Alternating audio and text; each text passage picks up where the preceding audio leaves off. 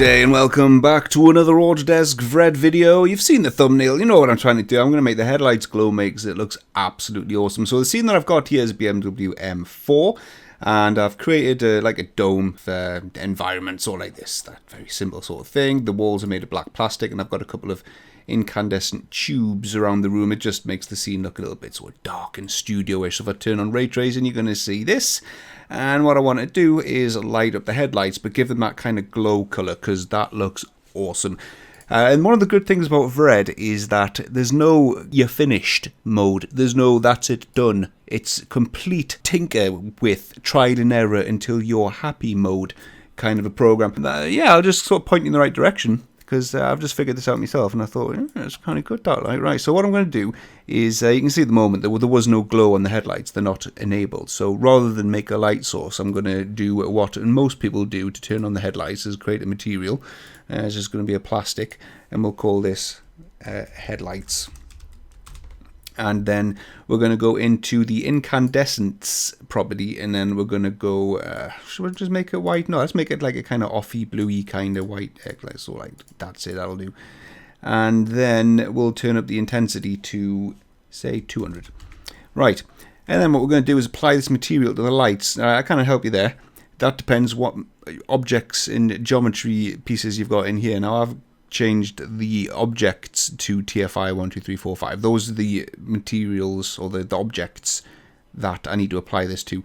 So I can just select those like that, shift and select them, go to my headlight material, and then right click, apply to selected nodes. That's done most of it. So if I just hop on over to my saved camera, which looks straight on, and just turn on ray tracing, you get the desired effect of the lights looking like they're turned on, which is great, but I wanted that kind of glow effect around them, so that's what I'm aiming for here.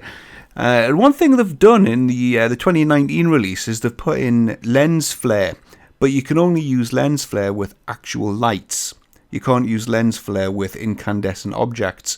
So the way I've set this up is, if you go into cameras and then turn on glow, turn on glow, right, and then I think I might have to do it on the main camera. Yeah, there you are. Right, so turn on glow, and then you get this sort of mad, mental, over-the-top glow on the lights, and you're also potentially going to get that on other objects in your scene. So where there's reflections, if it's an outdoor scene, you might get sort of glowy bits appearing on places where you don't want glow, you just want it on the headlights. So the technique here is, again, complete trial and error. If you're seeing items glow around your scene, what you want to do is increase the threshold until you stop seeing glowing entities around the car. So just turn this up to like 20, for example. For me, I think 20 is good enough. But if you start seeing your headlight glow disappear before other objects disappear, then you'll have to go into the intensity of the headlights and just crank that up a little bit. I don't think it matters too much. So I'll leave that at 400. And I'll set the threshold. The threshold at 20, I think, is doing the job. I don't have anything glowing in the scene at the moment. But you can see it's a bit ridiculous. So what you got to then do is just play. That's all you got to do, is play with the size and the intensity. So I can knock the size down to, say, 0.1. You might be happy with that. That might be good enough.